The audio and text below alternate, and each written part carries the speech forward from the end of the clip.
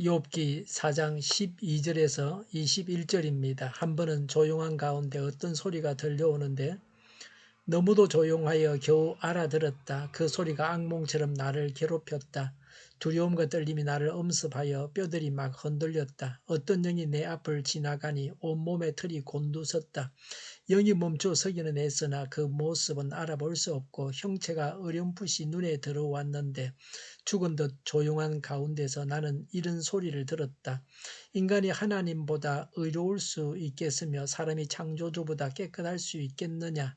하나님은 하늘에 있는 당신의 종들까지도 믿지 않으시고 천사들에게 마저도 허물이 있다고 하시는데 하물며 흙으로 만든 몸을 입고 티끌로 털을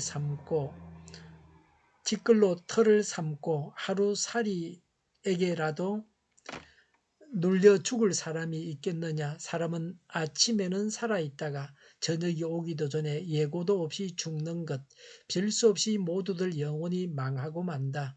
생명줄만 끊기면 사람은 그냥 죽고 그 줄이 끊기면 지혜를 찾지 못하고 죽어간다. 아멘. 욥의 친구 엘리바스가 욥이 죄로 인해서 고난 당한다고 하는 것을 입증하기 위해서 자기가 체험한 진리를 말하고 있습니다. 12절에 조용한 가운데 어떤 소리가 들려오는데 너무도 조용하여 겨우 알아들었다고 했습니다. 세미한 음성으로 들었습니다. 이런 음성은 우리가 성경을 묵상하면서 들은 말씀입니다. 이런 음성이 성경 말씀은 아닙니다. 이런 음성은 그때 하나님께서 나에게 하시는 말씀입니다. 그런데 이것을 남에게 적용하려고 해서는 안 됩니다. 자기가 꿈을 꾸고서 남에게 교훈을 주어서 그 사람을 고치려고 합니다. 그것은 잘못된 것입니다. 그 꿈은 꿈을 꾼 그 사람 자신을 고치라고 주신 말씀입니다. 꿈속에서 뭘 보았든지 교훈을 받을 사람은 자신입니다. 꿈꾼 사람입니다. 이것을 이해하지 못하면 곤란합니다. 언제나 누구에게나 적용하려고 해서는 안 됩니다. 이런 음성은 불변의 진리인 성경 말씀과 같은 권위를 가질 수 없습니다. 이런 음성을 성경과 같은 권위를 가진 말씀이라고 생각하면 오늘날도 성경을 기록하려고 하는 사람과 같습니다. 13절에 그 소리가 악몽처럼 나를 괴롭혔다. 14절에 뼈가 막 떨릴 정도로 두렵고 떨렸습니다. 15절에 어떤 영이 자기 앞을 지나가는데 온몸에 털이 곤두섰습니다. 16절에 영이 멈춰 섰지만 그 모습을 알아볼 수는 없었습니다.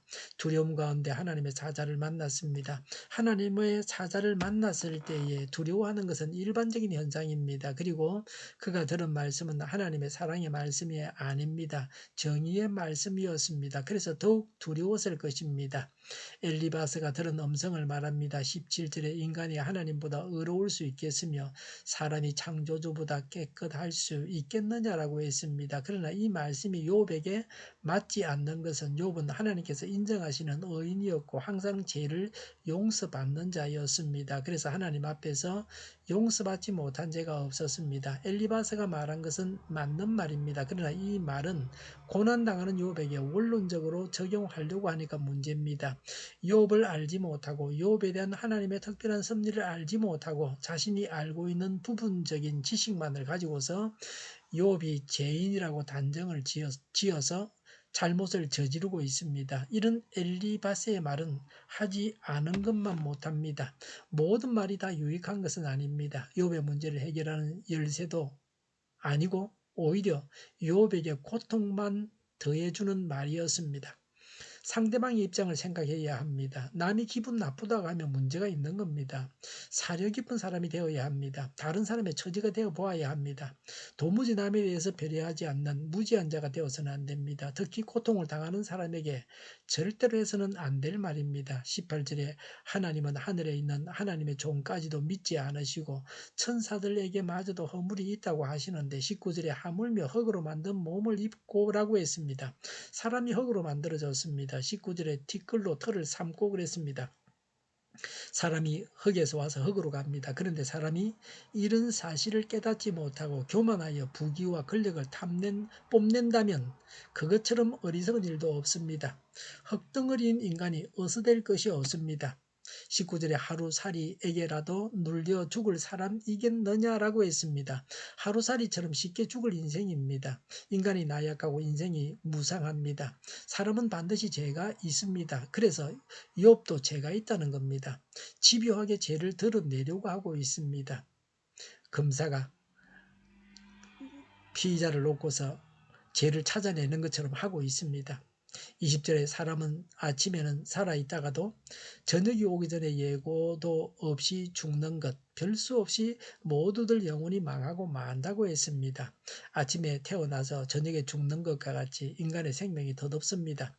인간은 영원한 하나님과 비교될 수 없습니다. 인생은 하찮은 것이어서 누가 살았는지 기억조차 해주는 사람이 없습니다. 21절에 생명줄만 끊기면 사람은 죽고 맙니다. 사람의 생명이 하나님의 손에 달려 있습니다. 우리가 최선을 다해서 해야 할 것이 무엇입니까? 그때 하나님께서 나에게 하시는 말씀을 들어야 합니다. 그리고 자신의 죄를 깨닫고 죄를 용서받고 늘 하나님과 바른 관계를 맺어야 합니다. 그러나 다른 사람의 죄를 지적하고 죄를 다 용서받은 사람에게도 죄를 고백하라고 다그쳐서는 안 됩니다. 특히 고난받는 사람에게 자신의 개인적인 체험을 그대로 다 적용하려고 해서는 안 됩니다. 하나님의 말씀인 성경과 그 성경을 통해서 하나님께서 나에게 하신 말씀을 혼동해서는 안 됩니다. 엘리바스가 말한 대로 인생이 그렇게 비관적인 것은 아닙니다. 사람은 영벌받아 마땅하지만 그리스도의 보혈로 인해서 영생을 얻었습니다.